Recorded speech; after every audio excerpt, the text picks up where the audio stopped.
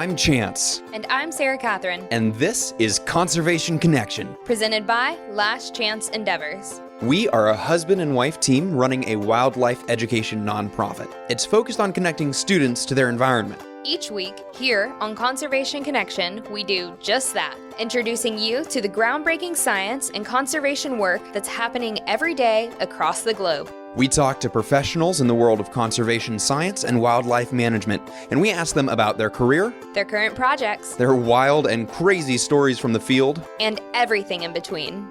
This episode is a collaboration with EarthX here in Dallas, Texas. EarthX is the largest Earth Day celebration in the world, and it brings in speakers from every corner of the environmental arena. Listen in to hear the stories of today's environmental titans, covering everything from environmental law, ocean health, renewable energy, clean transportation, and so much more. Let's get to the show. Welcome to another EarthX episode of Conservation Connection. We're really excited to be here in Dallas, Texas. We're sitting here with Emily Hazelwood and Amber Jackson Sparks, and they are really important in the Rigs-to-Reefs movement. They've got a business called Blue Latitudes, and they're doing some really impressive work. Welcome to the show. Thank you for having us. We're glad to be here. Thanks for being here, especially before you fly out today. I want to start with just talking a little bit about your company, Blue Latitudes. What's behind the company? What's the point of this company? So we founded our company about 3-4 years ago on really what came out of our graduate thesis project, which we did together at Scripps Institution of Oceanography. We did our master's there together on the feasibility of California's Rigs-to-Reefs program.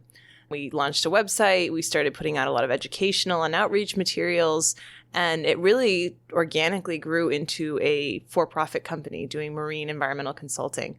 So the premise of Blue Latitudes is to evaluate offshore structures to understand its ecological value, if it's a good candidate for reefing or if it makes more sense to remove it. And we really initially started out just in California. We were focused on the offshore oil and gas platforms there and really understanding those ecosystems. We had the chance to actually dive on those platforms and see those reefs firsthand. And their paper came out in 2014 that said that those platforms are some of the most productive ecosystems on the planet, which is a big statement for something that's growing on an oil platform. And we just sort of fell in love with it. We were like, this is an incredible opportunity to repurpose something that used to pump oil and gas to benefit the environment. And we decided to take our company, Blue Latitudes, outside of California. We work in the Gulf. We've worked in Malaysia, Thailand, West Africa. So there are platforms in every ocean. And it's really exciting for us to see where we can take this in the next few years. I think what's really powerful about this is that it takes something that in kind of the public mind's eye is a really bad thing, an oil rig, something right offshore that is extracting oil out of the ground and has been the cause for, many really bad oil spills and other really bad ecological effects. And it argues that once they're in place, once they have already been there, which is a decision that happens from an economic perspective, if this is a good place to put in an oil rig, we're going to do it. Once that decision has been made, it's actually more environmentally sound, or it can be more environmentally sound to leave them in place once they are done producing oil rather than decommissioning or removing them. Is that right? Yeah, that's right. And, what we're dealing with is just the jacket structure. So the jacket is the beams and cross beams that support the topsides, which is where the crew lives. And when they reef it, they remove the topsides, they remove all the drilling structure, they seal and cap the well in the exact same way. So the only thing that we're dealing with is the beams and cross beams, the jacket, and that's what we create those reefs out of. And really the name Rigs-to-Reefs is kind of a misnomer because they already are reefs. They start growing marine life the second they get pushed into the water. So what we're advocating for is a better end-of-life solution for these structures because removing them can have quite a large carbon footprint, especially in California.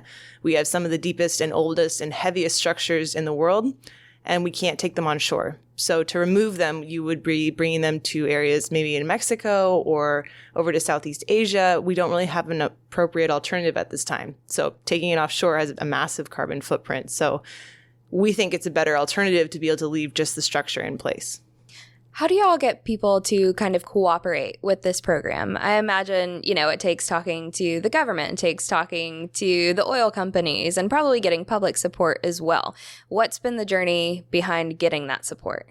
Sure. Well, every every community is different. So the people that we work with in the Gulf are very different from the people that we work with in California, because in the Gulf of Mexico, there are thousands of offshore platforms. There are a lot of jobs that are tied there to those structures, a lot of families. Some families even go offshore to go fishing there, like grandparents with their sons and daughters and their sons and daughters. Like, it's just a big family trip to go out and fish on these structures. And that's not something that we do in California. Yeah. In California, we only have 27. There's not that many jobs tied to these structures. Not that many people know that there are reefs growing beneath the surface. If you're not a diver or a fisherman, you really have no reason to suspect that that would be going on. So you have to tailor your messaging to who you're talking to. And what we've found to be really successful is combining powerful imagery with a meaningful message and the science behind the value of these structures. And we do that through social media. We have lectures. We go out and talk to the public and politicians whenever we can, any opportunity. And what we found is that when people understand the issue, they're excited about it and they think that this is a good alternative. So that sort of feeds our enthusiasm to keep going. And I want to go back a little bit. You said talking about the science of it. You guys are researchers yourselves, right? You did some of this scientific academic research and you decided that we've done this research, we've learned about this, and we want to really do some activism so that we're making this a viable thing that's happening here in California and around the world. So can you tell me a little bit about what the process was of doing the science behind making sure that these are actually productive ecosystems? Sure. So you have to go even further back, because part of what started my interest in this topic was right out of my undergraduate. I got the opportunity to go work on the BP oil spill as a field tech. And essentially what we were doing was understanding the impacts of that oil spill, which was gathering sediment samples, biota samples, water samples. And BP at that time had hired a lot of the fishermen that had lost their jobs because they could no longer fish in the Gulf. So they were always driving our boats around and, you start talking and they would just be raving about going out to these platforms on the weekends to go fishing, which at the time, I'm from the East Coast, so I'd never seen an oil platform. And we're dealing with the largest oil spill in the history of man. And they're saying that these are popular fishing spots and that these are unbelievable ecosystems. And it just seemed like such a strange paradox. And that's what really sparked my interest in it. And I started learning from the locals, really. That's where your research begins, right? Is when you talk to other people who are much more educated on these topics. And so when I went to Scripps and I learned that California also had a Rigs-to-Reefs program, but unlike the Gulf of Mexico, which had reefed between 500 and 600 platforms, California had reefed 0. And so that became a very interesting motive for me, because why wasn't California doing this? And fortunately in California, there's been a lot of research already done. So we were more trying to assimilate all the research that's been done and disseminate it. So not just looking at the ecological impacts, but also what are the social impacts? What are the economic impacts? How can this benefit the state of California long term? Will there be issues with corrosion? Will there be issues with these platforms coming apart? Who's going to be liable for them? We started asking these questions because those questions need to be answered if you want to have a successful Rigs-to-Reefs program. And I think we had more of a holistic approach. It wasn't just, one of the most famous researchers on these platforms is Dr. Milton Love, and he only studies rockfish populations, but it's kind of spiraled out of that too. He was actually co-author on that paper that came out and said they're the most productive ecosystems on the planet. So we can draw from all these multiple resources and, combine it with all the research that we were doing and really start to put together a broader picture of the whole program. That really echoes something that we've heard a lot of people talk about, especially here at EarthX, is that it's not just the science, but it's the social impact, the cultural impact, the economic impact. You have to holistically look at all of that to understand what is going to be a good solution and the best ways to implement that solution. So I really appreciate that you guys are kind of on the forefront of looking at these holistic approaches, because that's the only way that we're going to get real solutions and real change happening. We just heard a little bit of kind of Emily's background and how you got to this point. Amber, I would love to hear kind of what brought you to this point and why this is a passion of yours as well. Sure. Well, I grew up in California and I love the ocean, and it's always been my passion and source of joy. And I decided to really just dive in deep to that in an academic setting. I studied marine science at UC Berkeley, and when I graduated, I ended up working for Google on this program called Google Ocean. And what we did is we would take these stories in science and news and sort of disseminate them into interesting educational posts on Google Earth and Google Maps. And we'd make them really interactive. Like we launched this thing called Underwater Street View, where you can virtually dive along a coral reef. And all those experiences were a great way to share the value of a healthy ocean with the entire world. And I loved making that type of impact. When I went down to Scripps for graduate school, I was looking for another opportunity to kind of take on a communications challenge like that. And when I met Emily and she started talking to me about Rigs-to-Reef, I just thought, wow, that is the most challenging communication issue I could ever think of. How could I explain to my grandmother that these structures that we see off our coastline, the same structures that had a terrible spill in 1969 and polluted the Santa Barbara beaches, how can I tell her that these actually are productive ecosystems? And is that even true? Are they really a productive ecosystem? And I was just fascinated and sort of hooked on that. So Emily and I decided to partner up and do our thesis together, really looking at this question. And the great thing about graduate school is that you're sort of free to ask questions and be curious in a really free way that you're not in your normal life. You're not really able to do that. So we were able to get some answers. And what we found is that these platforms off California truly are not only productive ecosystems, but the solution of repurposing them as reefs at the end of their life is economically, socially, a really good idea for California. And of course, not every platform makes a good reef, but there definitely are a few that we could reef. And so we decided to sort of take that on, and here we are. Well, congratulations, because it's a pretty awesome fight to fight, and it sounds like you guys are doing some really good work with it. I know that Rigs-to-Reef is kind of controversial, right? There's a lot of people that think that we shouldn't be leaving any of this oil rig structure in place. We should remove all of it because it's unnatural. It's not, from a purist perspective, what the ocean environment looked like previously. And not only that, it also saves oil companies a lot of money. And I know that it's a hard pill to swallow for any conservationist that an oil company who has historically not been very environmentally conscious is saving money in any way. So can you talk to me a little bit about what are some people's hesitations and why they shouldn't be hesitating to adopt or be really active about a Rigs-to-Reefs program? Yeah, I mean, that argument, it's not wrong. The oil companies, they do save a lot of money, and it's not a natural structure. But we look at the other side of the coin, which is we've destroyed and lost so many of our natural structures. And we're trying to construct artificial reefs. We're spending millions of dollars in California putting cinder blocks or quarry rocks or ships on the seafloor. And, New York City, they're using subway cars, toilets, tires. We're saying not only is this a good material, it was designed to last in the water column for a long time, because an oil company doesn't want to spend a lot of money going back down there and repairing it and fixing it for long term. They design these things to last. And they're also designed to stay in the water column, unlike a toilet, unlike a subway car, unlike a tire. So that's one side of the coin. But when it comes to saving money, they do save, let's say, to use a totally random number, $1 million. Let's say it costs $1 million to remove an oil platform. To turn it into a reef is about half that cost. Let's say $500,000. But not all that cost savings goes back to the oil companies. It gets split. So about half of it going to the oil companies and the other half going to the state to manage. And it goes to marine education, managing these platforms, research. In fact, in Louisiana, the state's fund became so wealthy with money from this Rigs-to-Reefs program that it was actually raided after Hurricane Katrina because it was one of the wealthiest funds in the state. They subsequently changed the law because they realized we need to keep this for marine conservation, education, outreach, managing this program.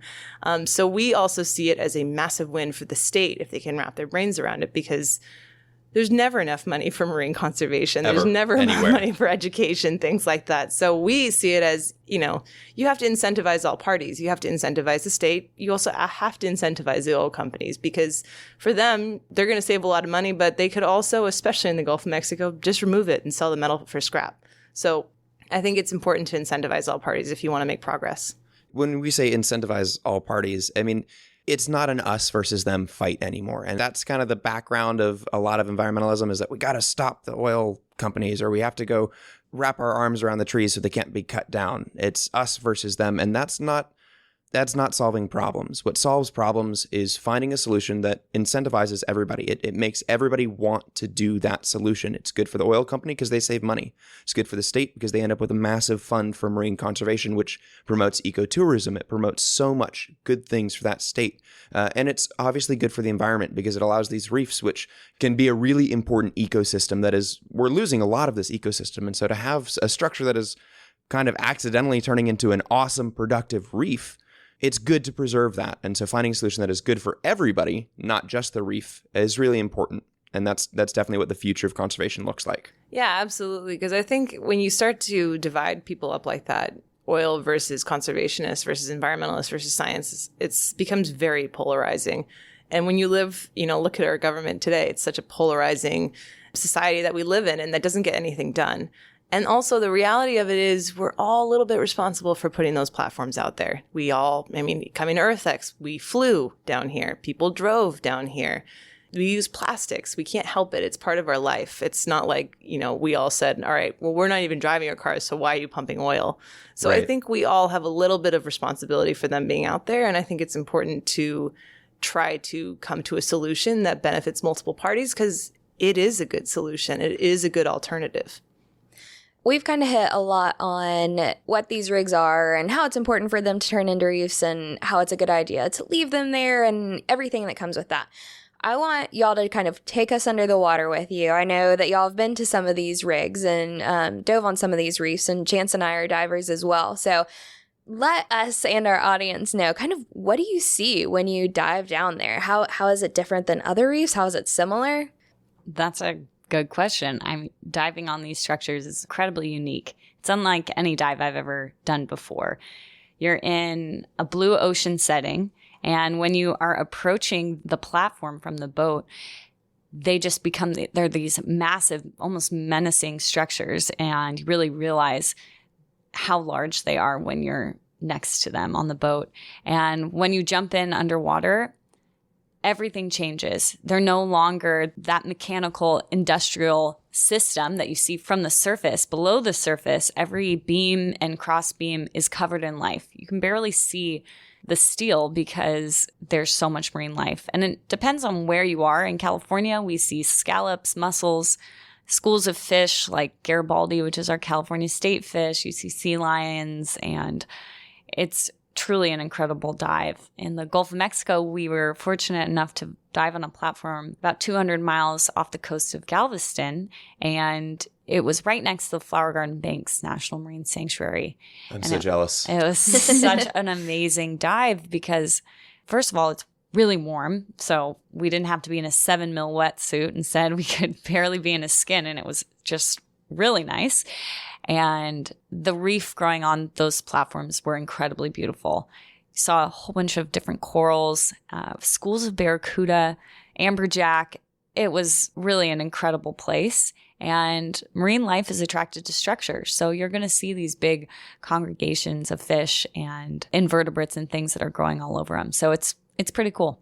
I think it's really important for people to realize that it's not like, oh, there's a little bit of life here and there that likes to swim between the beams. This is a fully vibrant, completely covered, it's its own world. It is full of life, and that ranges from your apex predators like sea lions all the way down to your algae and your primary producers. And you don't see that from the top. From the top, you see kind of a traditional image of anti-environmentalism. You see this structure that's pulling resources out of the earth. And as soon as you get under the water, it's this whole magical transformation.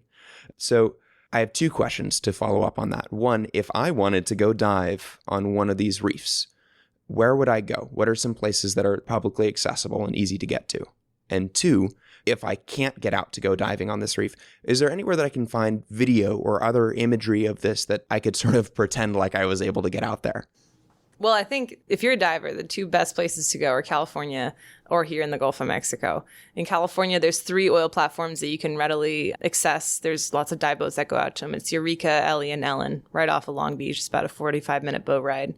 Here in the Gulf of Mexico, there are a lot of platforms that are near shore that you can dive. But if you really want to commit and go out there, there's the Flower Garden Banks. And they just became the first national marine sanctuary to accept an oil platform as part of the sanctuary.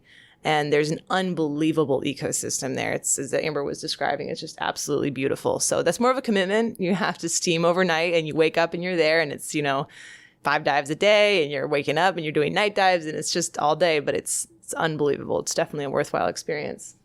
And if you wanted to find some of this imagery online or something like that, I know that if you Google it, you can find it on YouTube, or you could check out our YouTube channel called Science CTV.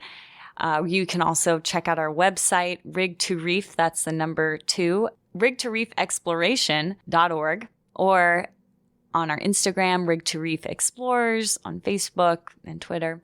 So we are always posting pictures and little videos from our dives. And yeah, we always keep that feed up because it's an exciting thing for people to see.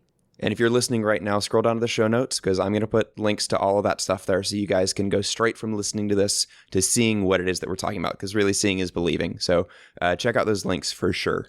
Yeah. And just to end on this note, if y'all wouldn't mind kind of telling us, what are things that your just average person walking around listening to this podcast, what can they do in their day-to-day life to make a difference? For Rigs-to-Reefs or for the ocean in general? Either one or both. If you want to help out the Rigs-to-Reefs initiative, it's just telling people the story. I think most people, unfortunately, have no idea that these beautiful ecosystems exist on these oil platforms. And if we get people talking about it, it gets state legislators interested, it gets oil companies more interested, it gets the community more interested. If you want to just help the ocean in general, I think the biggest issue facing our oceans today is plastic pollution. So I think just making the switch to reusable bags makes a massive difference. And it's an issue that we can absolutely combat and change in our lifetimes. It's not something huge and overarching and overwhelming like global warming. It's something that's just bring a reusable bag and you can save a lot of marine life that way. Yeah. And just to add on to what Emily mentioned about how to make an impact on Rigs-to-Reef, you can tell the story, or you can also sign our petition, which is on our website. We've partnered with Patagonia to create a portal through which we can talk to our legislators and tell them that we want this to be an option for California. We want reefing to be a viable option, and we want to work with our legislators and let them know that this is something that the community would also like to see. So it's linked in our website. You can check it out and give it a sign. Awesome. Thank you guys so much for this conversation. This has been a great story to tell. Just the idea of an oil rig being really good for the environment once its economic life is finished is really fascinating. And I'm sure that we're going to get a lot of really interested people out of this. Thank you so much for having us. Thanks for being on the show today. Thanks for listening to this episode of Conservation Connection. If you enjoyed our podcast, go ahead and subscribe to make sure you catch every episode that we post. We'd love to hear from you. So if you want to reach out, go to our website, lastchanceendeavors.com/contact, and shoot us an email. We love questions from our listeners, so if you heard something that you want to know more about, be sure to let us know. If you've got a minute to spare, leaving a 5-star review on Apple Podcasts will help other conservation-minded people find the show. We'd really appreciate it. A big thanks to the people working to protect our planet, and a big thanks to you for listening. Don't forget to tune in next week.